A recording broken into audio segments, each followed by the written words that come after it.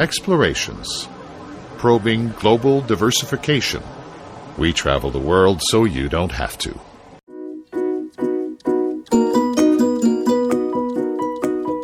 Hi, and welcome to the second episode of The Many Faces of Autism. Today, Meghan Graham will talk with her friend Vimi about her son and when they discovered he was autistic. Hi, I'm Meghan with I'mAMom2.wordpress.com, and this is our second episode of The Many Faces of Autism. And today I have Vimi here with me, and she and I actually met at a support group meeting that was being held by a local church, and it was a support group for all special needs, so all families with special needs.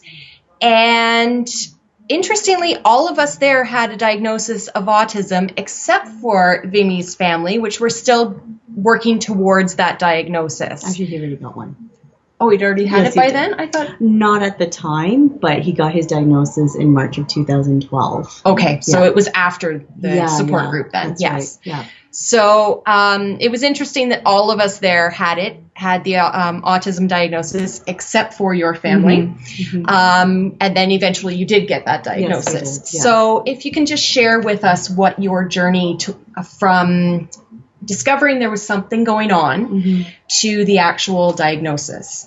Okay, well, I mean, for a while, labels and so forth were being thrown at us anyway. Such as what? Autism, ADHD, goodness. I don't know what else. There was just so many, I can't even think about it all at the time. Right. But in regards with our son, I guess noticing the symptoms, right? Which symptoms were prevalent for him? I'll be totally honest with you. He had turned 8 years old. It was the summertime. He was at a friend's house and was on a trampoline, fell off the trampoline and hurt himself really badly. I'm not really sure if he was embarrassed, but just exploded. And what do you mean by exploded? Was running around. I think he was hitting the kids. I'm not really sure. Was yelling, was just basically hysterical. Just didn't know how to cope, didn't know how to deal with it. I was called by the parents to come pick him up. Well, just basically come. They didn't say you had to pick him up. Right. But when I got there, he was running away from me. I could not calm him down. So eventually I had to use some tactics, just say, Danny, it's okay. I'm just here to help you. Basically, he knew I was coming to get him, and he didn't want to leave. But at the same time, he didn't want to leave. He couldn't calm down. Right. Right. And it's just, I had to get him away from the situation because he needed to be gone and calm down. Right. So literally, I think the ride from his friend's house to our house was maybe, I'd say 15 minutes. And the whole time in the back seat, he was just hysterical, and I had never seen him that hysterical. Wow. And that's when I realized, I'm like, this kid needs help. Like his coping skills, just him being able to calm down, able to, be logical is just, you can't talk to him when he's in that state. Right. So that's when I realized that, yeah, we need to get So were this. there little inclinations before this, and that was kind of the big Honestly, reason? And I'll be totally honest with you. With me and my husband, we've heard about, labels and diagnoses and whatever, misdiagnoses, kids being mislabeled. So that was all in our heads, kids are being labeled too much. They're being thrown into categories. So it was always an ongoing battle, to be honest, since he was 3. We never had we didn't think we had any issues at home because we were always able to manage him. Right. So when he got into the school system, even from the daycare, when we had switched daycares, they couldn't handle him. Like they couldn't deal with him. So they were asking for support, asking us if we had any issues, what have you. So it was always there.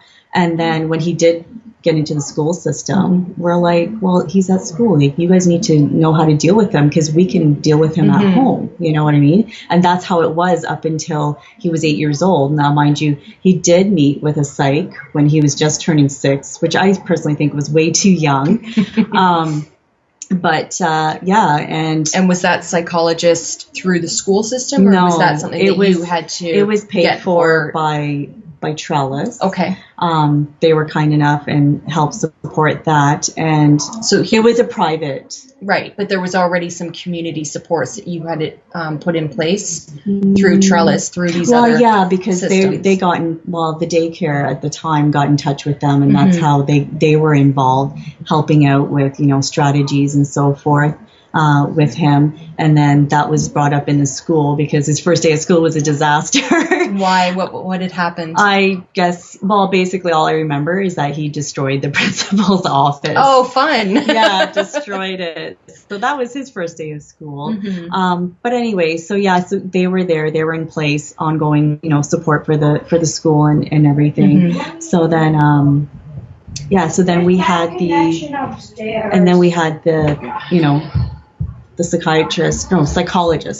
psychologist that had come in. And like I said, he was just turning 6 years old. Right. And it came back inconclusive. So I wasn't too impressed. So spend all this money on having an assessment. Well, the organization spent that money. Yeah. Right. But the only thing that I took out of it was that as he got older, around the age of 8 years old, to keep an eye on him. So that's basically what we did. And I've heard before from other parents, just in general, that when boys reach a certain age, that they tend to calm down. Well, he wasn't calming down. Because you also have an older daughter and then a much younger daughter as well. Yes. So part of it may have been also, he's being a boy. The differences were explained by the gender. Yeah, that too, right? Yeah. Exactly. So then, and I always felt, there's something going on, but I just didn't know what. And I was just we were really fighting it, right? But like I said, that summer is when I saw it, and that's when I'm like, okay, there is actually something going on, this, and we need to, get the school on board, whatever resources they have. Well, I think the first step was getting him on the list and getting him assessed. Right, through the school board? That was through the school. Okay, so through the school board. Yeah. So having a school psychologist brought in to actually do an official assessment. Yeah. Okay, and then so how old was he when you actually got diagnosis? Okay, so that was 2012. How old was he turning? So I think, so it was 2011. That's when we started the school year, and that's when they had him on the list to get him assessed. So I'm just trying to think here. So he would be turning 9. So that year he was turning 9 years old. When he got or diagnosed officially. Yeah. And it's autism rather than Asperger's? From what I understand, Asperger's syndrome doesn't exist anymore. But when he got diagnosed. At the time, that's what it was. Okay. Yeah. And so you mentioned a little bit about the school system, and you were telling me off camera as well that there's been an interesting journey, for lack of a better term, this year in school, being that it went well initially, and then there were some changes. So if you can just describe how it was initially, and then kind of what the trigger was, and now your journey is now. Well, just in the past and so forth, he never had the opportunity to actually, be in the classroom. And what does that mean, not be in the classroom? He was spending most of his school time in the resource room. Okay. So it was more working on his behavior rather than academics. He was doing some work through the curriculum, like academically. And how is he academically? Does he? Excellent. He keeps up. He's all good. Yeah, everything's good that way. If he stays, at the task, on the task at hand. But for the most part, if he's studying and he puts his mind to it, he does very well. So for him, it's more of the socialization and big time. Change of routine issues. Big time. That's exactly what it is. But there was never any concerns academically. So, okay. So then, here we are in grade 5, and, everything was put in place. He's doing really well. He had the background support, I guess you would say. There was nobody really, in the classroom with him. So he doesn't have EA support, educational assistant support? No, okay. None at all. So, everything was going great. He had a great, relationship with his teacher this year. So everything was wonderful. And was this a brand new teacher this year as well? No. So she's had him before? No. She hasn't had him before. Okay. But she's been in the school. And so did she already kind of know of him before? Yeah, because actually it was a teacher that his older sister had. Oh, okay. Right? So he's already familiar with the family. Exactly. So most of the time in the past few years, any teachers that's been assigned to him had his sister had, right? Yes, so right. then, because they're, familiar with him, obviously. So that was wonderful. Everything was going great, the little, fall offs here and there, just a little bit. But for the most part, I was, very happy to see that, he was able to stay in the classroom, with his peers, functioning for the most part. And be part of the class, Exactly. be part of the group and the socialization. Exactly. And, Great. me being a mom, that's important. That's what we want. Yeah. We want our kids to actually get along with everybody else. Exactly, right? But, things happen. Yeah. So, everything was great, and they were wonderful too, in the sense that, to give him a good start to the day. Mm-hmm. His big interest is sharks right now, and aquatic life. Wow. So the teacher was kind enough to give him the time in the morning to speak a little bit about his interest to the class and, that's great. and educating them. So that kind of set the tone. Yeah. Typically. And was that an everyday thing that he could believe do? So. Yeah. I believe so. And that was amazing that he would have the amount of information to do that every day as well. But our kids on the spectrum are sponges for everything that they're overly interested in. So of course he'd have 2 or 3 minutes to be able to say that. But that's great that he could also then get up in front of the class and share that information as well. So that was great, because that's kind of set the tone for the day for him. Yeah. So everything was great. Come after New Year's, after Christmas break, he had there's that 2 weeks where everything's great, and then you have 2 weeks off and mess up the entire routine for our kids. And that can happen. Yeah. In the meantime, throughout all that, he did have the resource teacher. I mean, the people there are just amazing. But with our resources, they're so stretched, right? Yes. So, there's other students that need their help as well. So, and since he was kind of coasting along pretty well before Christmas, Exactly. it should be the exact same after Christmas. Well, yeah, you would think so. But I think he still kind of needs that there, Needs structure in support, place. Needs somebody there. Because, he trusts these adults, he trusts them. They know how to talk to him. They know how to get to the root of what's going on and, what's he feeling at the time, So he had a couple of, I'll call it mishaps, in the month of January. And what does a mishap look like? Oh, goodness. The one incident I do recall is, a classmate had thrown a box. I don't know if it was for fun or, was by accident. And, you hear all these different stories. Either it hit him or it didn't contact him. I don't know what it was. But basically, he reacted. Right. He picked up the box and he threw it back. And I believe he used foul language. Right. I'm not really sure. I know that the teacher intervened. And I think she needed support. And I believe the vice principal had to go up and get him, where I believe that he had kicked the vice principal. Oh, okay. Sorry, I'm just trying to remember. Yeah, no, of course. And especially when there's multiple mishaps that happen, it's hard for us to keep all of them straight. That's kind of what started it, I believe. And then what else happened? So this sudden burst of something or other that happened that's out of routine, out of normal. Well, yeah, and he reacted, class. Right? Because he reacts very quickly and he's impulsive. So, but the time from fall up until December, he was fine. He was able to, get back into, the routine and, take care of it and whatever. But yeah, so this was, an outburst and he reacted and he hadn't reacted, to that extent before. Right. So then he was out of the classroom, and I believe he was out of the classroom for a week. And this is going to be kind of... Out of the classroom being out of school or just out of the in classroom. The resource room instead of in class? He was in the office because he felt, because of his experience the year before in the resource room, he did not want to step back into the resource room. Okay. He is having trouble with his diagnosis, I guess you could say. Yeah. His confidence, his self-esteem is down the hill. Yeah. So that's why he doesn't want to associate the resource room. So he stayed in the office. He completed his work. He was very, compliant, I guess. While in the principal's office in the for principal's that week. office. Okay. And also not to mention, I guess noise is always a big issue. Yes. Being in a class with 30 other kids, you're never going to get it peaceful and quiet. No, exactly. But because he has that sensitivity, when he comes time to do independent work, it just bothered him.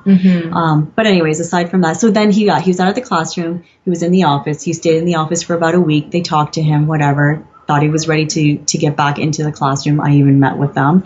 The following Monday, he was going back into the class and saw on the board or something, whether it was there or not, I don't know. Right. I guess the teacher had taken the class sledding on the school property, and he didn't get to go because he was in the office. He was in the office. And he's got 2 teachers because I guess the one day there's another teacher that's there, even though that wasn't the teacher that took the class sledding, right? But he got upset and, couldn't calm down, was just, not really hysterical. Oh, poor guy. So he's been out of class for a week, found out something cool happened while he was gone, but he was still in the school and not invited to participate in that. But I had found out during that week that he wasn't in the classroom and he was walking home. He did see his class sledding. So that was in him, poor right? Guy. And that's another thing, the communication, right? Yeah. He needs to come out. He needs to talk. He needs to tell us how he's feeling so we can help him with it. Yeah. But he keeps it bottled up inside. So any little thing, doesn't matter what it is, he'll react. Because even though your son is actually verbal, he's not able to necessarily to articulate the emotions that he's feeling. Yeah, exactly. And why he's upset about something. Yeah. And when he's upset, they're not thinking logically. They can't. Nobody is when we're upset. Yeah, that's true. That is true. But it's just that much more heightened with our kids on the spectrum. For sure. So. Yeah, exactly. So that's kind of where it all started, and he hasn't been back in the classroom since. He's just And been when was in the that? office. When did that happen? Oh gosh, it started in January, February, at the end of January, beginning of February. So it's been about a month and a half now since he's been excluded from his class. Pretty much. So then before we actually started chatting on camera, you were also talking a little bit about the case conference that you had recently. Had a huge case conference. Can you share some of that? Yeah, it went really well. Myself and my husband was there. We had Carrie's Place involved. We have a wonderful advocate from there. We also have a gentleman from the Guelph Family Counseling that advocates for these kids. We also had the school psych on board from the board. We had the principal, we had the teacher, and we had the resource teacher and the child youth worker there.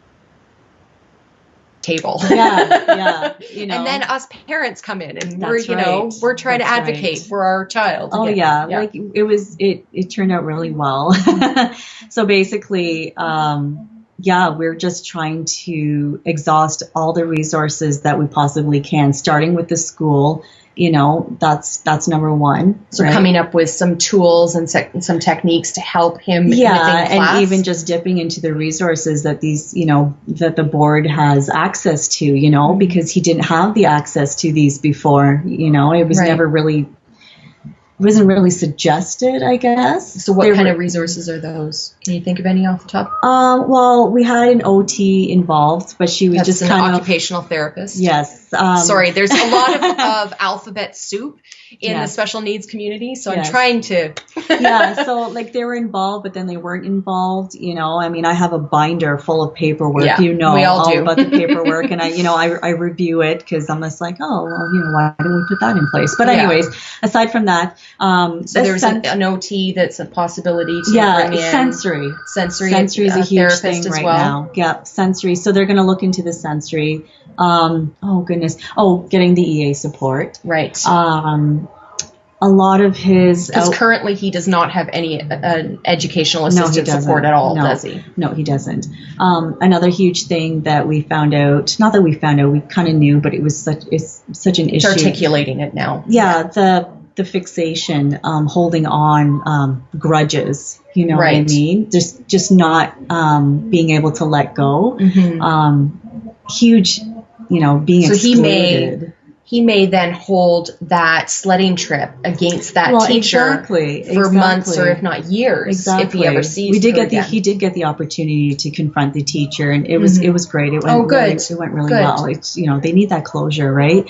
But just going back to as it is, he knows he's different, but to be excluded is just a whole other you're opening up a whole other thing, you know, and that's huge. And then when they're keeping it bottled inside, so any little thing is going to, you know, trigger those strong emotions. Yeah. So, you know, so there was a trip he missed last year, which I was able to accompany with, you know, with him this year. So that's the other thing. That was another huge thing, being excluded from, you know, the fun activities, which, you know, which it's unfortunately happens a lot with our kids. Which is not fair. Yes. And, you know, also part of the reason, because, again, resources, not having, you know, people to go with him. So that's where we kind of stepped in, you know. I'm finishing school, so I'm busy. Congratulations on that, Thank by the you. way. Vimi's gone back to school. Yay! Yeah, and she has 3 kids, and she's gone back to school. She's crazy, but awesome. I have to do it. But anyways, my husband was great. He stepped up and just basically told the school, from this day forth, I don't care. Just give me a couple days notice. I can tell my work. But he's like, he's not to be, you know, excluded from any activity. I don't care what it is. He's like, even if you're going to on school property to, you know, go skating or sledding or whatever it is, he's like, I will be there and I will guarantee you there will be no issues. That's fantastic. Do you know what I mean? And sometimes it's as simple as that, right? Like that is a very, very simple thing of, if you know that this activity or this trip or whatever is happening, if one of the parents can go with our children, the children will be able to handle that field trip or that activity. But if you don't have an educational assistant support, or you have there's a bad relationship with the educational assistant, just because the kid doesn't necessarily click with the EA, and you know, just let us parents come with you. And everything will be fine, because we know how to manage our kids, and we can see when we walk into a room, we know exactly what is going to trigger our children. And so we can stop that trigger before it even happens. So there's my soapbox. Exactly. No, but you're absolutely right. And, you know, and not all parents are lucky to be able to do that, because, you know, people have to work, or they have to, you know, whatever it is. But, you know, it's the school's responsibility to have somebody there as a backup. So that's another thing that we had discussed at the case conference, to make sure that there's a backup plan, that if me and my husband can't go for whatever reason, that they do have somebody there that can go with him. So, and that hopefully will look like even a part-time EA next year, maybe, hopefully, if there's the resources for it. But for this like year, you know, my husband and I are, you know, available and so forth, you know, and I did end up accompanying, you know, Danny to this last trip that we went on. And, you know, like you said, we know how to manage them. I was picking it up. I was just like, knew how to do it before it happened. Before it happened and stuff. And, you know, it was a success. So, and he had a great time, and it was wonderful. But the case conference went really well. You know, we have CMHA involved as well. They're dipping into their resources to give, you know, to help him out. You know, he's on the waiting list for ABA. You know, ABA's applied behavioral. There you go with the letters again. Sorry. It's a program basically where you can learn how to react to certain stimuli.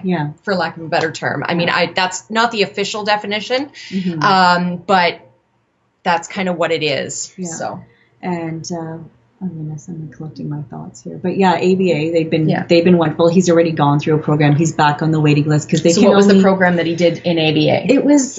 I'm trying to think if it was self-regulation. I don't know if it was so much self-regulation, but you know, they can only tackle one issue at a time, which is because our kids only ever have one issue at a time. There's never multiple issues at a time. And again, resources. So what type of things did they teach him in self-regulation?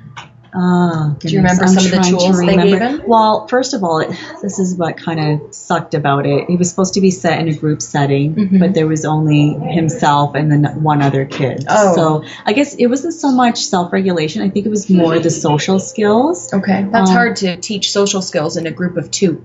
Yeah, exactly. So that's difficult. He learned, and that's the other thing we found out about, you know, with my son, is that, you know, you can talk.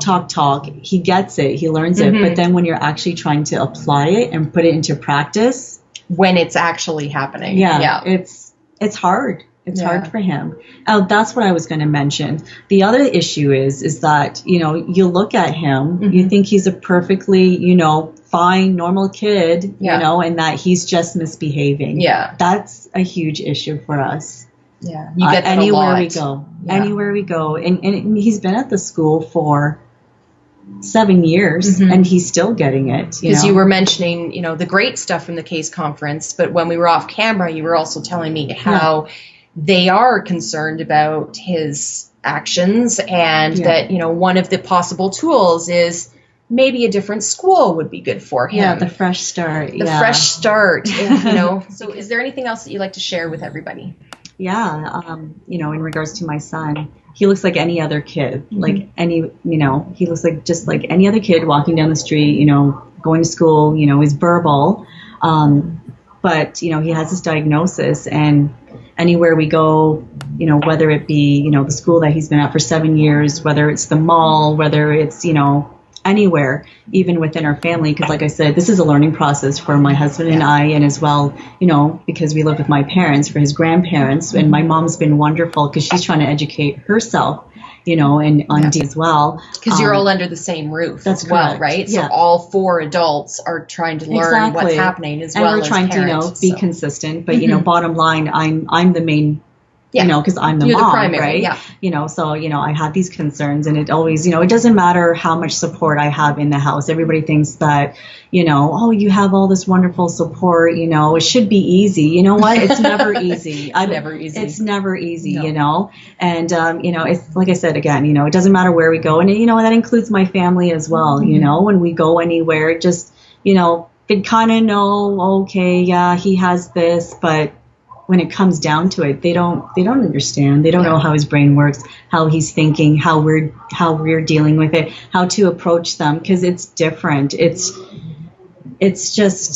completely different parenting style, you know. You know, I have 3 kids, you know, and you parent your 2 girls much differently than your son. The youngest is a baby. Yeah, the youngest is a baby, so that's a totally different story. But your firstborn is a girl and she doesn't have diagnosis, and then your son is the middle child and he does have diagnosis. What I usually tell people is that, as crazy as it sounds, is that what comes common sense to us, it's not common sense to them. So you're teaching them everything, you know, why you should be behaving this way, why you should be doing that. And you know what? And they need that explanation too. Whereas, you know, I had to teach my son how to slide down a slide at a park because he just stood at the top and went, great, what am I supposed to do with this? Yeah. And I had to show him how to slide down a slide. Any kid knows that just automatically. Yeah. And they get frustrated, right? It goes back to that self-confidence. So for example, I took both the kids skating and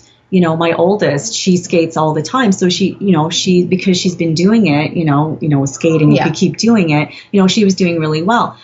But, you know, Danny, on the other hand, poor thing, you know, he hadn't gone skating since last year. Right. So he was going on the ice and he has this thing, I don't know if it's a race or what it is. He has to be first all the time. You know what I mean? But he was getting really frustrated because, you know, his sister was trying to tell him, you know, how to do it properly and whatever. But he was just getting frustrated. And a few times he got off the ice. He was tired too, you know, and he was just like, I can't do it. I want to go home. And I'm like, buddy, like, just calm down. We can do First this. of all, when he does anything, he excels. Like I'm talking biking, swimming, like whatever he puts his mind to it, this kid's amazing. So I told him, just relax, just breathe in. You know, I understand you need a break, and you know, I'm a mom. I get frustrated too. I'm like, you can't give up. You know, like you can do this. So you know, he sat down, and I just kind of left him alone because if you keep going, it's just, you know, both sides are going to get frustrated, right?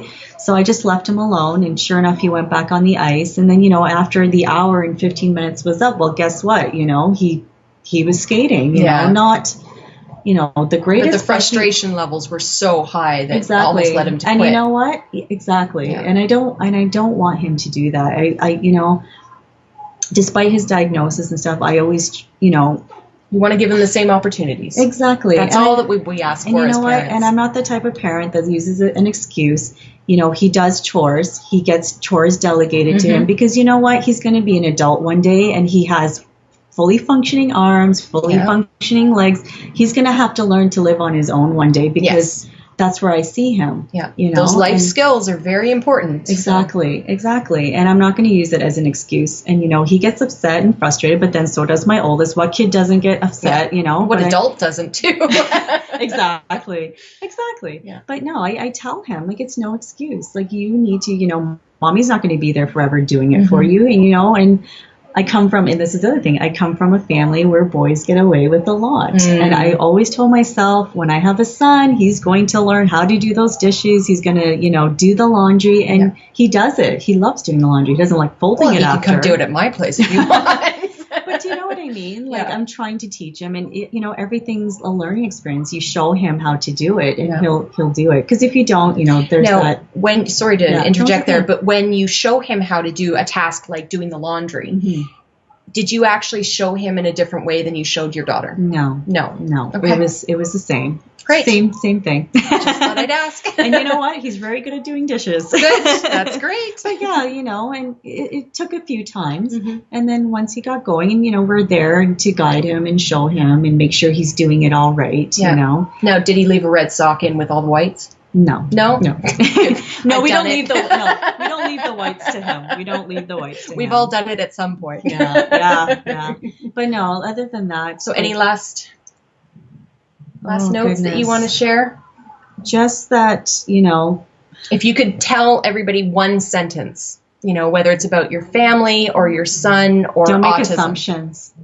That's a great one. Don't make assumptions. You know, and ask unless, us questions. Yeah, and, you know, don't make the assumptions. Don't make the judgments. You know, you haven't walked in my shoes. You don't know what it's like. You don't know what it's like when I come home every day from work. And, you know, constantly sounding like a broken record. But you know what? That's what you have to do. Yeah. So, Well, thank you very much for sharing your story. I Thank you very much really, for really having me. appreciate it. thank you. So- I appreciate it too. So thank you for watching episode 2, and also another big thank you to Vimi for sharing her story with us. One of the things that I took from it is that, yes, our kids may all have the same diagnosis of being on the autism spectrum, but there are lots of little differences, such as she's able to have taught her son how to do the dishes and do laundry. And my son, although is about 1.5 years younger than hers, developmentally is about age 3 overall. And as a result, he is not able to do that stuff. He's able to do some other stuff that is more typical of a 3-year-old until you give him an iPad. Then he can do tons of stuff. But we also, as parents, appreciate when people ask us questions. So not making assumptions about our kids is fantastic. And if you ask us questions, really, there is no dumb question, because we actually will talk about it forever. So don't ask us quickly and expect a really quick answer, but we want to be asked questions, because unless we are asked those questions, we can't help anybody learn about our own kids. So thank you for watching. I'm Meghan at imamom2.wordpress.com. Thank you, Vimi, for sharing your stories about how autism has affected you and your family. Thanks to Meghan Graham of imamom2.wordpress.com. And thank you for joining us. I'm Nina Hilger.